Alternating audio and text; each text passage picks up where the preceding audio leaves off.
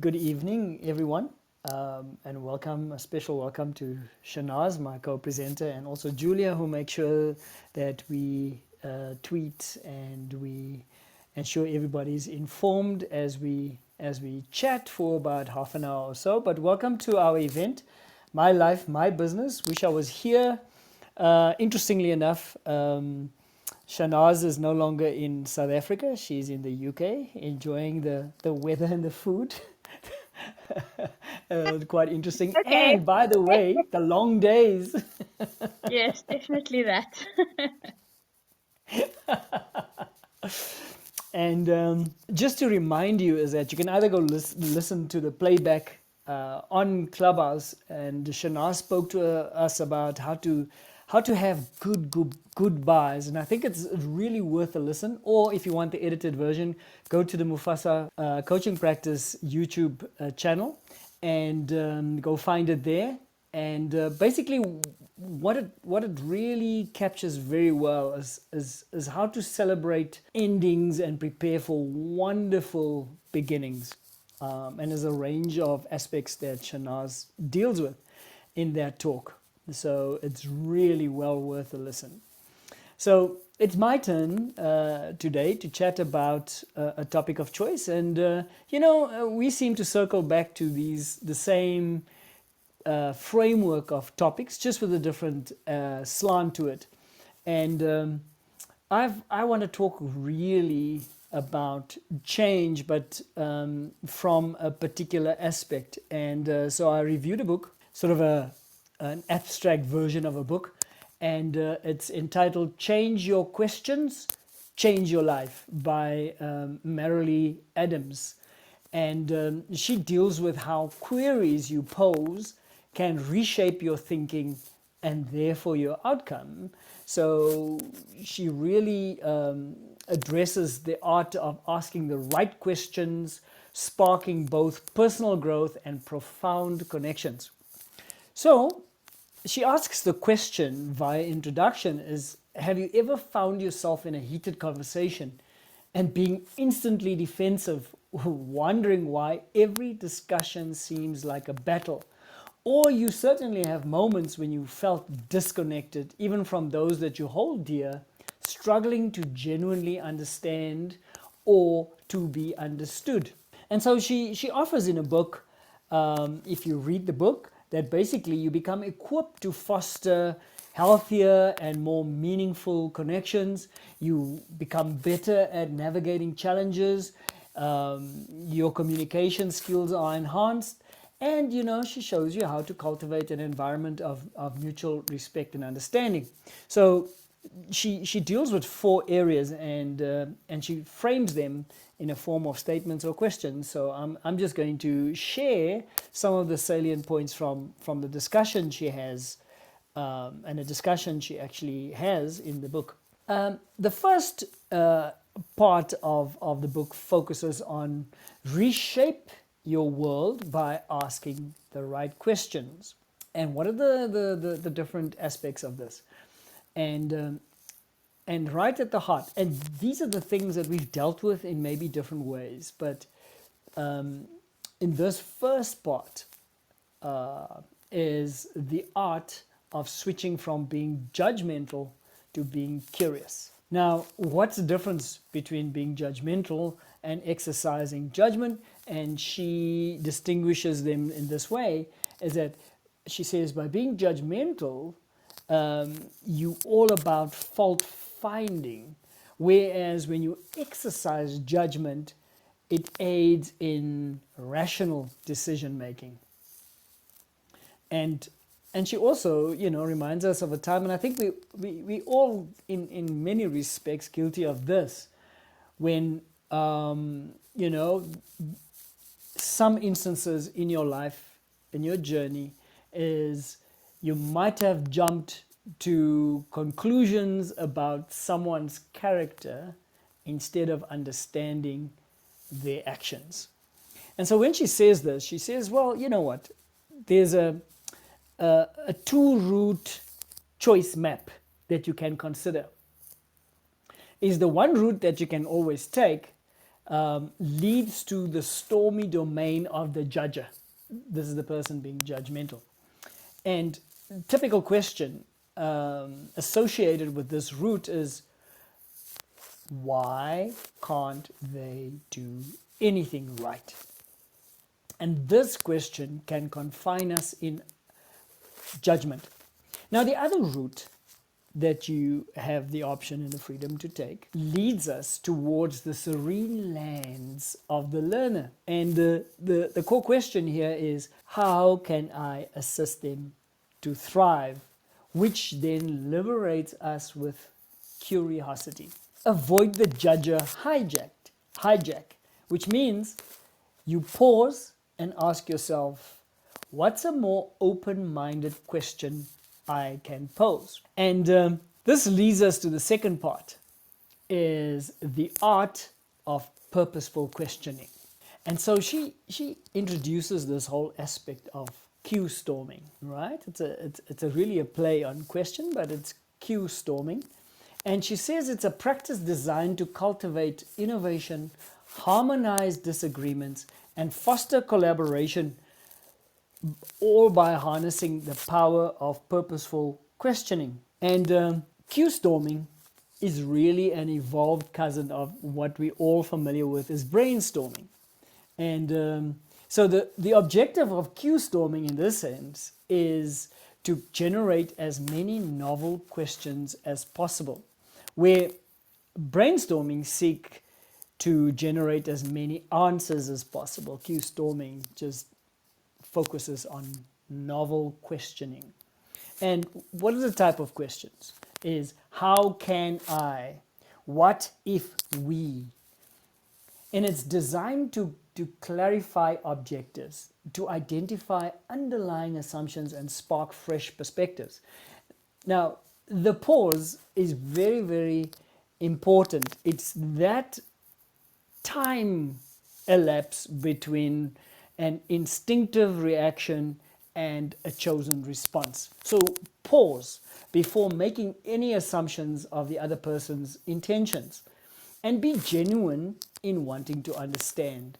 So these are some of the questions that you would ask, as specifically in this case, is what assumptions am I making, and how else might I think about this?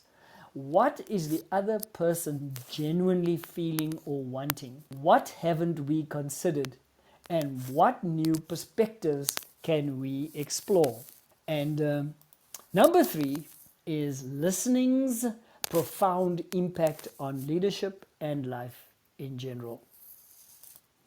And she really emphasizes practicing deep listening. Now, in a previous podcast, we spoke about the different types of questioning. We spoke about questioning, listening. We spoke about subjective listening, then improving to objective listening, and then, summiting at intuitive listening. But for the purpose of this book, we're going to be focusing on deep listening and practicing deep listening. And what is this really about? It is about truly understanding and engaging with the words being spoken. It's also about, being so present that you immerse yourself in conversation, right? And it's also about seeking to genuinely understand the underlying feelings, thoughts, and intentions behind the words. And to do this, you need to shut out the distractions. And that means, putting away that mobile phone, or the shutting down the computer, or just closing down the lid if it's a laptop, moving away from the computer and being able to focus, because or that tablet, if that's what you're using, but putting away the devices and not being distracted by all the messages and the alarms and the notifications that are coming through. All right? Very important, so you can focus, so that you can be fully present to immerse yourself in the conversation. And in the outcome of practicing this deep listening is to cultivate your curiosity. When you cultivate your curiosity in this manner as you unlock more profound insights. And certainly a byproduct is you foster trust because somebody really feels your engagement in the conversation, and thereby you find innovative solutions to problems. Now, in a leadership context, is we sometimes, and I really talk about people who have just entered some sort of functional leadership or formal leadership position, and they feel that they need to know all the answers. They need to be the smartest person in the room. However, as far as this book is concerned, is being a leader isn't about having all the answers, but it's about asking the right questions and then listening deeply to the answers. It's also about fostering an environment where everyone feels heard, understood, and valued. And so you don't just listen with your ears, but also with your hearts and your minds, which speak to the intuitive listening part. And you embark then on a journey of genuine connection, fostering a culture of trust and mutual respect where every voice is not just heard, but truly valued. And then, fourthly, strengthening bonds one question at a time. And yeah, she kind of deals with especially the intimate bonds, um, and she focuses on building strong relationships at home, especially with those we hold dear, and is perhaps the most fundamental aspect of a fulfilling life, right? Strong relationships. And so what is the key to strengthening bonds one question at a time? It's all about practicing self-inquiry. It's therefore cultivating a habit of introspection. So once again, we come back to the very practical steps you can take is instead of simply reacting, pause for a moment and ask yourself, why am I feeling this way in this interaction that you're having with somebody close to you, whether it's family or whether it's romantic partnerships and so on? What triggered this emotion? Another question. Or is there an underlying belief or assumption I need to address? These questions allow us to reflect on our emotional responses, uncovering deeper insights about our triggers and patterns. Now, to adopt this reflective practice, it starts by dedicating just a few minutes each evening at the end of your day. For some of us, when sun sets, because it's winter now, and around about 5:30, and for others, it's when the sun sets after 9. I'm so jealous. But to adopt this reflective practice, right? You reflect on the day's events, and you ask questions like, what did I learn today? Were there moments I reacted impulsively? And if so, why? And how can I respond differently in future? And I must say, even when you do this self-introspection, is please understand also is that when you identify that you have reacted impulsively, ensure you don't take on a judgmental stance, right? You condemn yourself for doing so. You got to stay curious with yourself, and that question why is not one of judgment but rather one of curiosity. And when you do so over and over and over, the one thing that you definitely will know, it'll open up such a deep understanding of where the other person is coming from. And many times when we say, we judge people by their actions and ourselves by our intentions, isn't it great by doing this and learning about oneself in this manner prepares you for that next interaction where you don't take things as personally as you possibly did, like in that day or the previous day, and you're open to learn, and basically you become better at perhaps staying curious, even though your emotions could be triggering in all kinds of ways. So, a key around what we would call sometimes energy leadership It's just a tool that we use in our coaching, is to say, all right, I am being triggered. I have a reaction, but it's an internal reaction. I can buy myself the time, which is that pause, to actually think about how I want to respond to this person. But the habit of introspection then begins to empower you and equip you on a daily basis to actually, despite how you feel in that moment, to rather respond in a way that serves the situation, that builds the relationship. So, in summary, our questions shape our world, and choosing curiosity over judgment can make all the difference in fostering meaningful, intimate connections. And by altering our questions, we can reshape relationships, mend rifts, foster genuine connections, and thereby a more enriched collaborative environment. And yes, and that is me. I don't know, Shanaaz, if you got some questions, some things that you want to unpack, perhaps. Hi, I was just gonna say this is so helpful. Particularly like I have got all these meetings lined up with different individuals. And so in terms of kind of asking the right questions, I think that this is going to be helpful. And what I wanted to say was to that pause is something really good and that one can do, and that even while I'm like having a conversation with someone, I can literally just listen to them. The deep listening, that pause and that deep listening is so connected, I think. And I think that that's going to be helpful for me. I wanted to also then add that within a group you can then do that kind of deep listening as well. And I think it's very important when there are different views and opposing views, but it's also really good on a one-to-one basis. And have found even recently that when I am doing that observation and that deep listening in a sense, my comments or my questions then are spot on.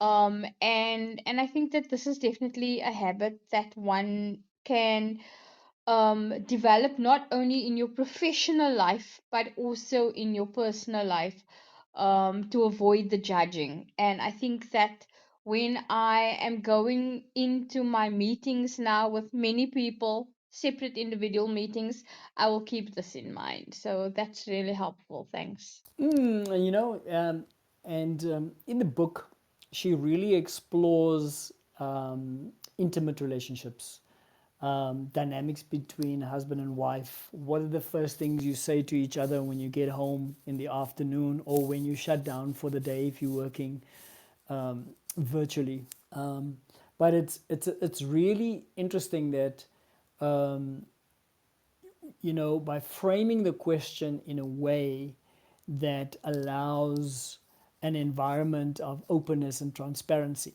rather than judgment.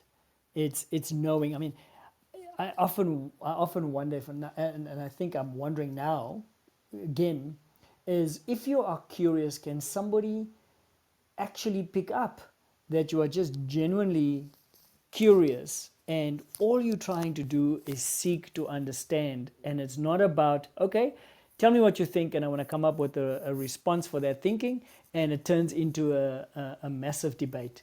I think there's a place for a debate, there's even a place for an argument, but the point of establishing strong relationships, really taking your relationship from one level to the next and making it healthy, is to ensure that when you seek to understand and you clarifying, and you've basically show that you can acknowledge where the other person is coming from, and because you listen so deeply, you can literally reflect back to the person. Oh, okay, so here's my understanding of what you just said, and it gives you also opportunity then to validate that person. So in intimate relationships, I think validation is so important. um, it is, sometimes we want a mini me, somebody who just, without me having to explain myself fully, just want that other person to be so in tune. It's a fallacy, just that they would understand. I've spoken half a word, half a sentence, and so on. But the key is not coming up, and in a dynamics, in partnerships, is not jumping to solutions so quickly. And it's so interesting is that many times when we jump into solutions very, very hastily, we then don't actually find innovative solutions to problems. All we're doing is we're finding the solutions that deal symptomatically with problems, and we never really get down to the heart of the matter. We don't get to the heart of the matter with people, and in that interaction is because we haven't created a conducive environment. And so being curious and genuinely wanting to understand the other person's point of view creates, I think, the beginnings of an open, transparent, trusting environment. If you start to believe that whenever you say anything, you're going to be judged, attacked, and whatever, so you begin a defensive stance, then obviously there's not openness, there's not true exploration, there isn't then the opportunity to solve problems innovatively.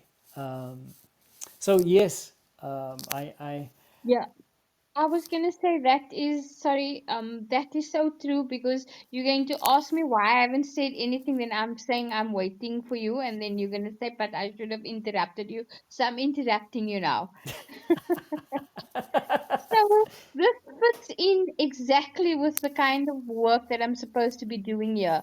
So the whole idea is that it's the project is based around co-creating knowledge with communities who have a heritage of slavery. But that's not the part I want to talk about. The part that I want to talk about is the questions. So the issue with questions and why I like what you said, that questions shape our world, is that in research, it is usually the researchers, the academics, who come up with the research questions. But when we are working with communities, as in partnership, which is what we are supposed to be doing, then they should come up with the questions. And we should be the ones who are curious. And that is why you find that there is often research that isn't addressing the needs of a community, because the researchers went to them with the answers, and in their head the question the sorry, they went to the community with the research questions, and they have the answers in their head already. Whereas if you had to take and I think that this goes for whether it's research or when engaging with other people, we sometimes go with specific questions in our minds already, prepared questions. But when we let others formulate those questions, it can absolutely, like you said, come to really innovative solutions that meet the needs. Whereas if we come with our set questions, and we don't allow ourselves to be curious and listen deeply, then we're not going to come up with those solutions. And this is some of the problem with research in universities today, in that we're not sufficiently engaging with communities and allowing them to ask the questions about their community. And that's why you have research that is, as we call it, that is just for the ivory tower. It's knowledge collecting dust on the shelf, or it's knowledge to enrich yourself rather than to the benefit of society. So I really like that idea and what she's saying. Well, excellent. So right there at that point, I'm just going to say, well, we're going to encourage everyone listening to this podcast is change your questions and change your life. We can guarantee your experience will show a remarkable shift, right? So shape your world by changing your questions. So, Shanaaz, that was awesome. Thank you very much. And Thank thank you, you. Julia. And for those listening afterwards, we encourage you, take a tidbit, see what works for you, start changing some things. And by the way, practice Q storming. Sit and generate that list of questions that you should be asking. But I like what Shanaaz is saying. Do it in a collaborative manner. Get participation from those where the questions will lead to answers to those where it will matter the most. So wonderful. Until next time, Shanaaz, and we'll be in Thank the you. same time zone as of next week for a while, so Yep. that's good. I'll be catch. Yep. Okay. Thanks, then. Okay. Bye. All All the right, best. bye. Keep chatting. Bye. Bye.